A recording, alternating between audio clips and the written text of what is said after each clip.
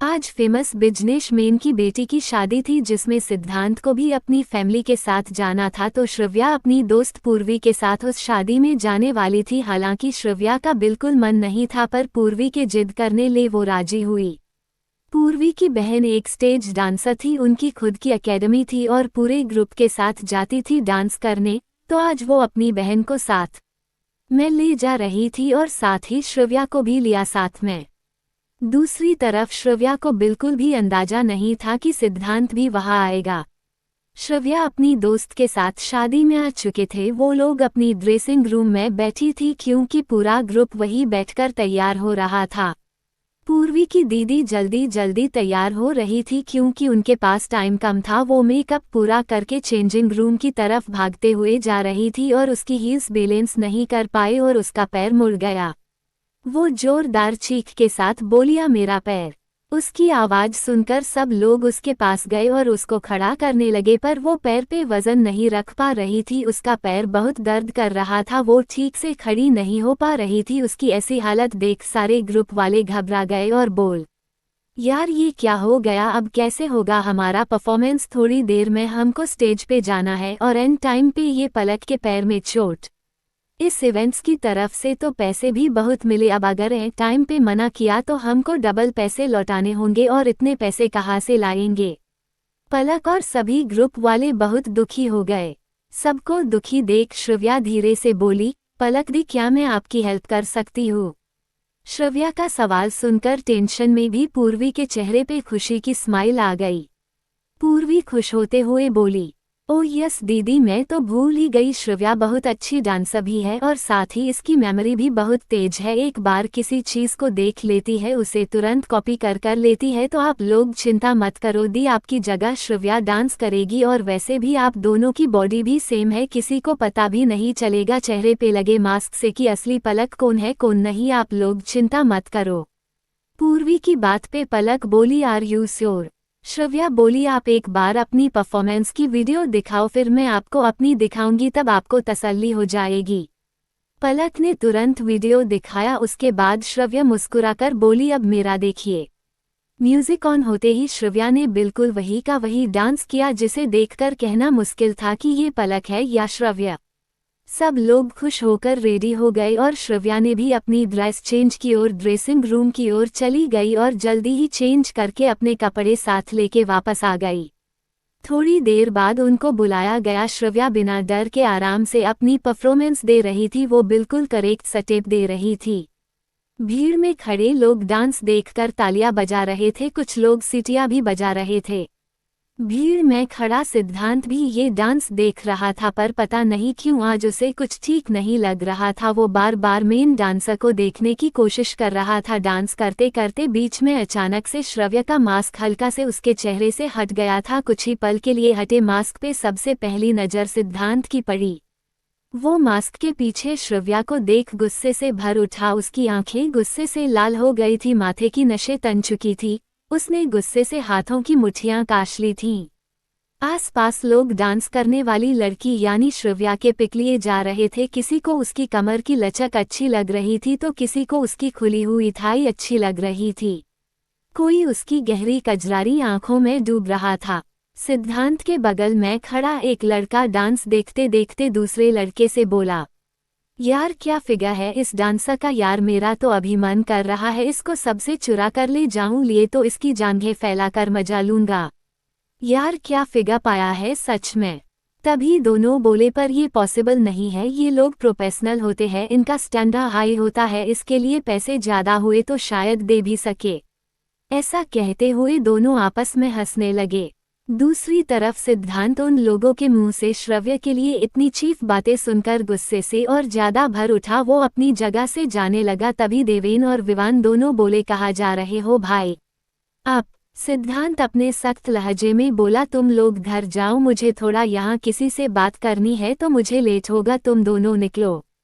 दोनों मुस्कुराकर हाँ बोले और वहां से घर जाने के लिए निकलने लगे। श्रव्या अपना डांस खत्म करके ड्रेसिंग रूम में गई और सबने उसे खुद से गले लगा लिया। पलक तो खुशी से रो ही पड़ी। उसने श्रव्या को थैंक यू बोला। सब लोग बात करने के बाद बोले अब हमारे जाने का टाइम हो गया तो हम सब निकलते हैं।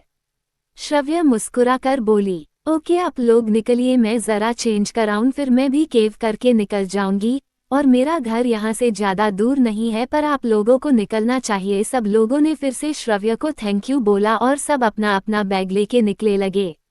श्रव्या भी अपने कपड़े हाथ में लेके चेंजिंग रूम की तरफ जा ही रही थी कि सामने से आ रहे सिद्धांत को देख उसकी सांसें थम सी गई। उसकी हालत ऐसी हो गई कि न भागा जाए न रुका जाए। सिद्धांत श्रव्या के पास आया और बेहद गुस्से में बोला, चलो बहुत मुजरा हो गया। वो अपना एक एक वर्ड बहुत गुस्से में चबा चाबा कर बोल रहा था। सिद्धांत श्रव्या के हाथ को पकड़ गुस्से में उसे खींचते हुए रूम के अंदर ले जाकर अंदर से रूम को लॉक कर लेता है और अपनी टॉक्सिक वॉइस में बोला, लोगों की शादियों में नाचने का काम कब से शुरू कर दिया? और ये इस तरह के कपड़े पहनकर क्या जताना चाहती हो? अपने जिस्म की आग से लोगों को जलाने के लिए पहने हैं न? मेरी मर्जी, मैं कुछ भी करूं, कहीं भी जाऊं, कुछ भी पहनूं, तुम होते कौन हो? श्रव्या ने नजरें चुराते हुए कहा, सच में बता दूं, लगता है बताना ही पड़ेगा कौन हूं मैं। और इतना कहके सिद्धांत ने उसे बेड पे धकेल दिया और उसके ऊपर आकर श्रव्या के हाथों को दबाकर बोला, मिसेज श्रव्या सिद्धांत ओबरॉय, तुम शायद भूल रही हो तुम कौन क्या हो। बीबी हो मेरी, अभी भी ये बात भूलो मत। घर से जाने को क्या बोला तुमने तो मुजरा ही शुरू कर दिया। तो ये था तुम्हारा जरूरी काम जिसके लिए तुम ऑफिस से भी आधे दिन की लीव लेके आई। लोगों को अपना हुस्न दिखाने का काम शुरू कर दिया है। पर तुमको पता है लोग कितनी तारीफ कर रहे थे बाहर आपके हुस्न और डांस की। जाओ बाहर, इस ड्रेस में लोग गिद्ध की तरह नोचने को तैयार है। सिद्धांत गुस्से में उसकी कलाइयों को दबाए जा रहा था। वो अपनी पूरी गुस्सा उसकी कलाइयों पे उतार रहा था। श्रव्या दर्द से तड़प कर गुस्से में बोली, शीद छोड़ो, मेरा हाथ दुख रहा है बहुत। और पति होने का हक तब जमाना तब तुमने पत्नी माना हो। तुमने तो सिर्फ और सिर्फ अपनी जंग का मोहरा समझी। मैं तो उस मोहरे पे इतना हक नहीं जताते। छोड़िए मुझे। ऐसा कहके वो सिद्धांत को धक्का देके उठने को हुई कि वापस से अपनी नीचे दबोच लिया। इस बार सिद्धांत ने श्रव्या को इतनी ताकत से दबोचा कि वो हिल भी नहीं पा रही थी। श्रव्या के पैर सिद्धांत के पैरों के बीच फंसे हुए थे। हाथों को मजबूती से अपने हाथों को दबाकर बैठा था। श्रव्या के नाजुक से शरीर के ऊपर सिद्धांत की मजबूत गठीली बॉडी का पूरा वजन पड़ रहा था, जिससे श्रव्या दर्द से तड़पने लगी। वो गुस्से में बोली, सीड इनफ, दर्द हो रहा है मुझे। सिद्धांत भी उसी टोन में बोला, दर्द अभी कहा? दर्द तो अभी दूंगा। ऐसा कहके सिद्धांत ने श्रव्या के ऊपर ब्लाउज की पीछे से डोरिया खोल दी। बोला, बहुत शौक है न बॉडी दिखाने का? और ऐसा कहके सिद्धांत श्रव्या के करीब आया और चंद पालों में ही उसको अपने बहुत करीब कर लिया। श्रव्या न चाहते हुए भी आज फिर से उसकी हो गई थी। काफी देर तक दोनों ही खामोश होकर लेटे रहे। कुछ पल बाद श्रव्या उठने लगी पर वो उठ नहीं पा रही थी। उसकी बॉडी पेन कर रही थी, उसके पैरों में जान ही नहीं बची। फिर भी वो हिम्मत करके उठी तो उसकी पीठ सिद्धांत के चेहरे के आगे थी। उसकी पूरी पीठ सुर्ख लाल हो रखी थी, जगह जगह लाल निशान बने हुए थे। निशानों को देख सिद्धांत मन ही मन बोला, ये लड़की आज भी उतनी ही नाजुक है जितनी पहली बार दर्द देने पे पता चली थी। आज भी मेरी बेदर्दी सहने के बाद उसकी हालत पहली बार जैसी हो गई है। वो अभी सोच ही रहा था कि उसे श्रव्या खुद से दूर होती दिखी तो उसने फुर्ती से श्रव्या को पीछे से कमर से कपड़कर अपनी ओर खींच ले गया। श्रव्या दूर होने की कोशिश करते हुए बोली, बहुत कर ली मनमानी, अब जाना है मुझे। और ऐसा कहके श्रव्या सिद्धार्थ से दूर जाने को हुई। सिद्धांत को न चाहते हुए भी गुस्सा आ गया। वो गुस्से में श्रव्या की बाजू को पकड़कर अपनी ओर खींचकर बोला, एक बार में तो कोई चीज न समझने की तुमने कसम खा रखी है न, तभी तो जानबूझकर और गुस्सा दिलाती हो। श्रव्या थके हुए बदन से खुद को सिद्धार्थ की पकड़ से छुड़ाने की कोशिश कर रही थी। सिद्धार्थ ने उसको ज्यादा जोर देते देख गुस्से में उसे अपने ओर करीब खींचकर अपने नीचे गिरा लिया और खुद उसके ऊपर चढ़कर बोला, अभी जो हुआ उससे समझ नहीं आया कि मैं कौन हूँ और आगे भी क्या कर सकता हूँ, जो मुझे वापस बताने पे मजबूर मत करो। सिद्धार्थ ये लाइन बहुत गुस्से में बोला। श्रव्या गुस्से से बिफरते हुए बोली, समझते क्या हो खुद? हाँ, और क्या तुम पति का अधिकार जता रहे हो? उस रात कहा गया तुम्हारा अधिकार। उस रात कैसे भूल गए तुम कि मैं तुम्हारी बीबी हूँ? उस रात क्यों तुम्हारी जुबान नहीं लड़खड़ाई अपनी बीबी को घर से निकालते टाइम? जब उस रात तुमने याद नहीं रखा तो आज क्यों याद दिया रहे हो कि मैं तुम्हारी बीबी हूँ? आखिर तुम हर बार क्यों अपनी मनमानी करते हो? जब मन किया दिल लगा लिया, जब मन हुआ दिल तोड़ दिया, और जब मन हुआ घर में रख लिया, और जब मन हुआ घर से निकाल दिया। इंसान हूँ मैं भी, कोई जानवर नहीं जिसके सीने में दिल न हो। ऐसा कहते कहते श्रव्या के शब्द लड़खड़ाने लगे, उसकी आंखों से आंसू बहने लगे। सिद्धार्थ ने जब उसकी आंखों में आंसू देखे तो एक अजीब सी चुंबन उसके सीने में होने लगी। श्रव्या के आंसू सिद्धार्थ को तड़पा रहे थे। उसने श्रव्या की लाल आंखों को देखा, न चाहते हुए भी उसकी पकड़ श्रव्या के ऊपर कमजोर पड़ गई और वो बेड से उठकर अपने कपड़े पहनने लगा। श्रव्या कुछ देर वहीं लेटी रही। जब उसे आसपास कुछ नहीं दिखा तो धीरे से उठी और अपने कपड़े देखने लगी। अभी वो ठीक से उठ नहीं पा रही थी क्योंकि सिद्धार्थ की बेदर्दी से उसका अंग अंग दर्द कर रहा था। वो दर्द से बेहाल होकर उठकर अपने कपड़े पहनने लगी। श्रव्या सिद्धार्थ दोनों अपने कपड़े पहन चुके थे। श्रव्या धीरे से उठी और वहां से जाने के लिए अपने बैग को देखने लगी। वो धीरे धीरे चल रही थी, उससे ठीक से चल भी नहीं जा रहा था, उसके पैर बेजान हो चुके थे। फिर भी वो हिम्मत करके गेट की ओर जाने लगी। तभी सिद्धार्थ ने उसको देखा और मन ही मन बोला, आज भी ये उतनी ही नाजुक है, आज भी ये मेरा दिया दर्द नहीं झेल पा रही, फिर भी जिद अपनी करनी है। जानती है अच्छे से कि शरीर में दम नहीं है, फिर भी खुद को परेशान करना है। सिद्धार्थ अपने मन के विचारों से बाहर आकर श्रव्या को देखकर बोला, एक कदम भी आगे मत लेना, चुपचाप वापस आकर आराम करो। जानती हो अच्छे से कि नहीं झेल पाती, फिर भी क्यों जिद करती हो अपनी? क्यों खुद को तकलीफ देने को मुझे मजबूर करती हो? अब चुपचाप लेट जाओ और आराम करो। सुबह डॉक्टर से मिलकर घर छोड़ आऊंगा।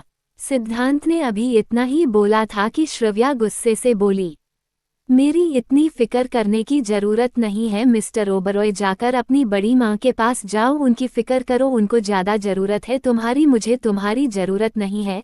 जिनके पल्लू में तुम हमेशा छिपे रहते हो, जाओ अब भी जाकर उनके ही पल्लू में छिपो, मेरे पल्लू के नजदीक आने की भी कोशिश मत करना। मुझे तुम्हारी जरूरत नहीं है, पर शायद उनको तुम्हारी मुझसे ज्यादा जरूरत है। जाओ उन्हीं के पास जाओ और जाके करो अपनी जरूरतें वहां जाके पूरी। श्रव्या गुस्से में बहुत गलत बोल गई और उसका आभास उसे तब हुआ जब सिद्धार्थ चिल्लाकर बोला, श्रव्या, पाउटिंग पाउटिंग पाउटिंग, हिम्मत कैसे हुई तुम्हारी इतना घटिया शब्द मेरी बड़ी माँ के लिए बोलने की? सिद्धार्थ इतनी तेज चिल्लाकर बोला कि उसकी आवाज पूरे रूम में गूंज गई। वही श्रव्या को जैसे ही आभास हुआ कि वो गुस्से गुस्से में क्या बोल गई, उसके शब्दों के फेर से अर्थ का अनर्थ कर दिया उसने। श्रव्या कहना कुछ चाह रही थी और कह कुछ ऐसा दिया जो माँ बेटे के रिश्ते के लिए बहुत ही ज्यादा अशोभनीय शब्द था। श्रव्या ने अपनी गलती का आभास होते ही उसने शर्मिंदगी से अपनी आंखें मिच ली और अपने हाथों की मुट्ठी भींच ली। श्रव्या को आगे होने वाले सीन का आभास हो गया था, वो समझ चुकी थी आगे सिद्धार्थ का रिएक्शन क्या होगा।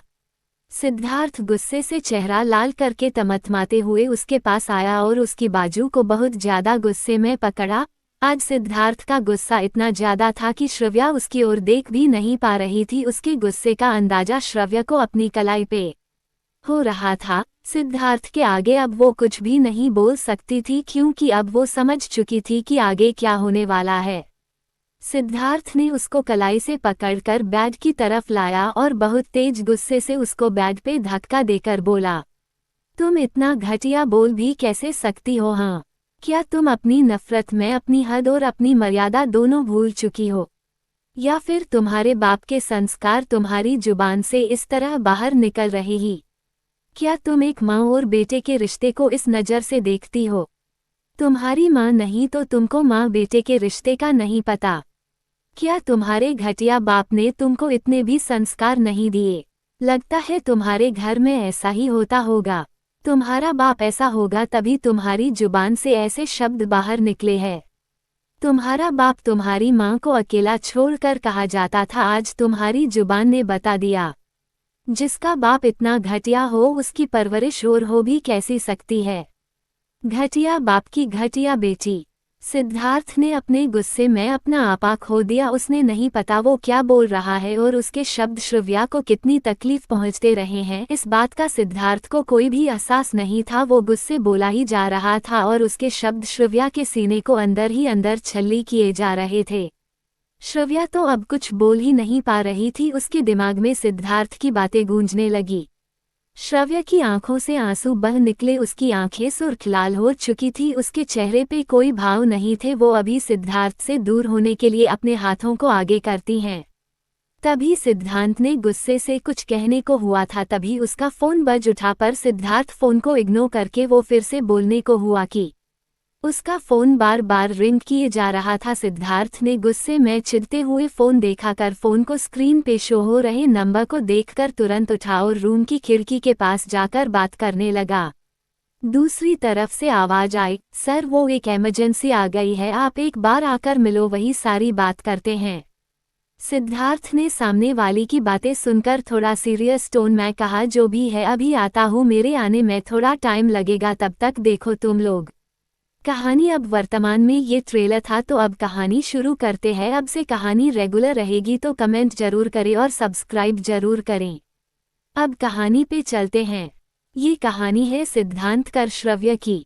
श्रव्य जो अपनी मां के मौत के बाद अपनी बुआ के साथ ही रहती थी। श्रव्य के साथ अतीत में कुछ ऐसे हादसे हुए जिनकी वजह से वो अपने पिता से बेहद नफरत करती थी, इसलिए मां की मौत के बाद वो 8 साल की उम्र से ही अपनी बुआ के साथ रहती कि उनको ही बुआ मां कहती थी। उसकी बुआ मां के साथ भी जीवन के बुरे अनुभव की वजह से वो कभी अपना घर नहीं बसाती और श्रव्या को ही अपनी बेटी मानकर उसको पाला। वो एक कॉलेज के हॉस्टल में वार्डन भी थी और प्रोफेसर भी थी, साथ ही श्रव्या भी उसी कॉलेज की स्टूडेंट थी। दूसरी तरफ सिद्धांत जो बहुत बड़ा बिजनेसमैन था, लेकिन उसके अतीत में कुछ ऐसा घटा जिसकी वजह से वो श्रव्या और उसकी फैमिली से बेहद नफरत करता है। सिद्धांत अपनी बड़ी मां को अपनी जान से भी ज्यादा प्यार करता है और उनके अलावा वो किसी को कुछ नहीं मानता।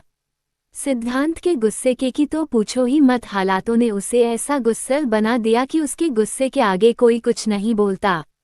दूसरी ओर श्रव्या जो कभी उसकी जान हुआ करती थी और श्रव्या को हुकूमत उसके दिल पे चलती थी, जिसकी वजह से वो श्रव्या के आगे चुप ही रहता था। वो कभी श्रव्या को नाराज नहीं करता था। तो क्या हुआ इन प्यार करने वालों के साथ, जिसकी वजह से ये दोनों एक दूजे से इतनी नफरत करने लगे? जानने के लिए शुरू करते हैं कहानी। श्रव्या घर आकर अपने कमरे में बैठी हुई थी, लेकिन उसकी नज़र के आगे सिद्धांत का विधि का सीन बार बार घूम रहा था। उनसे ध्यान डाइवर्ट होते ही उसे सिद्धांत की कही हुई बात याद आ गई। सिद्धांत की बातों से आहत होकर वो खुद से बोली, सोचा न था तुम इतनी जल्दी आगे बढ़ जाओगे। कितना अच्छा नाटक कर लेते हो तुम सिद्धांत ओबराय। सब अच्छे से समझ आ गया सिद्धांत ओबराय, तुमने तो सिर्फ और सिर्फ अपने मतलब के लिए रिश्ता जोड़ा था और मतलब खत्म होते ही कैसे तुमने एक झटके में उस रूढ़ते को तोड़ दिया जो रिश्ता कभी तुम्हारी जान हुआ करता था। तुमने सच कहा था, तुम्हें प्यार तो कभी था ही नहीं, तुम तो सिर्फ और सिर्फ अपना काम कर रहे थे। सच ही कहा था, तुम्हारी बड़ी माँ ने तुम्हारे लिए उनसे बढ़कर कोई नहीं है, उनके आगे सारे रिश्ते नाते पीछे है। क्यों खेला ये खेल तुमने, क्यों ये झूठा रिश्ता जोड़ा, क्यों सिद्धांत? ऐसा कहते कहते श्रव्या की आंखों से आंसू बहने लगी। तभी उसके गेट पे किसी ने दस्तक दी। उसने पूर्ति से अपने आंसू पोंछे और मुस्कुराकर गेट खोला। अरे बुआ माँ, आप इतनी जल्दी आ गई, अभी तो आपको आने में देर थी ना? श्रव्या ने मुस्कुराते हुए कहा। हाँ जल्दी आ गई, क्योंकि आज मुझे मेरी बेटी की बहुत याद रही थी इसलिए। वैष्णवी जी ने मुस्कुराकर कहा। तो श्रव्या मुस्कुराकर बोली, अच्छा है, चलो मैं भी बोर हो रही थी, अब आपके साथ बैठकर बातें करूंगी, फिर कल से मेरे पास टाइम नहीं रहेगा। टाइम नहीं मिलेगा मतलब? तेरे डॉक्यूमेंट्स नहीं दिए उसने शर्त रखी है, अगर मुझे अपने डॉक्यूमेंट चाहिए तो वहाँ काम करना ही होगा, तभी वो अपनी कंपनी से वो सर्टिफिकेट देगा। श्रव्या ने नजरें दूर करके कहा। ओ तो अब तुझे उसके साथ काम करना होगा। ... कोई ऑप्शन नहीं है। उसकी शर्त के आगे झुकने से बेटर है मैं ये 6 महीने की इंटर्नशिप करके अपने फ्यूचर की सोचूं। वैसे भी जितना रोना था रो ली, अब सिर्फ और सिर्फ काम पे फोकस। 6 महीने के बाद मैं मेरी एजुकेशन के हिसाब से बेस्ट जगह काम करके एक अच्छी जगह चली जाऊंगी। श्रव्या ने अपनी बात कही और फिर मुस्कुरा कर बोली, छोड़ो ना बुआ माँ, वो सब बाद की बात, अभी खाना खाते हैं। वैष्णवी जी मुस्कुरा कर आराम से बोली, ठीक है, मैं चेंज करके आई। वैष्णवी जी अपने रूम में आकर थोड़ी देर पहले का सोचने लगी। 1 घंटे पहले वैष्णवी जी कॉलेज में थी, वो अपनी क्लास दे के आ रही थी, तभी उनके फ़ोन में किसी का फ़ोन आया। फ़ोन की स्क्रीन सिद्धांत का नाम देखकर ही समझ गई कि जरूर कोई जरूरी बात है। उन्होंने फ़ोन उठाया, उधर से आवाज़ आई, क्या चल रहा है आंटी? उसके दिमाग में अब पता नहीं, मुझे तो ज़्यादा बता नहीं रही थी, बस इतना कहा कि अपने सारे डॉक्यूमेंट अपने पास लेके आगे का सोचेगी, पता नहीं क्या करना चाहती है।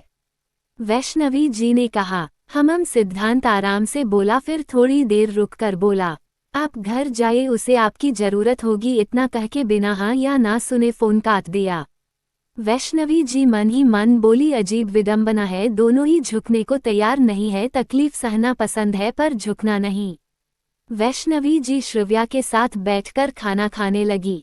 खाने के बाद श्रव्या अपने रूम में आ गई और कल के लिए अपना सामान जमाने लगी। सामान रखते रखते वो अतीत की यादों में खो गई। निकल जाओ मेरे घर से, धोखेबाज लोगों के लिए न मेरे दिल में ना मेरे घर में कोई जगह नहीं है। नफरत करता हूँ तुमसे, अभी के अभी घर छोड़ के चली जाओ और वापस मुड़कर मत देखना।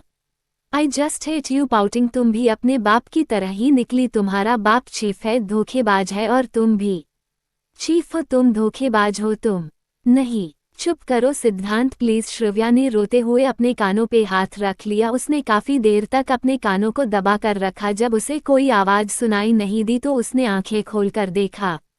खुद को वर्तमान में पकड़ श्रव्या दर्द और व्यंग के मिले जुले भावों से मुस्कुरा उठी। श्रव्या दर्द से बोली, धोखेबाज तो तुम हो सिद्धांत, जिसने मेरे साथ गलत किया, मेरी फीलिंग्स के साथ खेला, मेरा यूज करने के लिए मुझे अपना बनाया और फिर एक झटके में उठाकर फेंक दिया।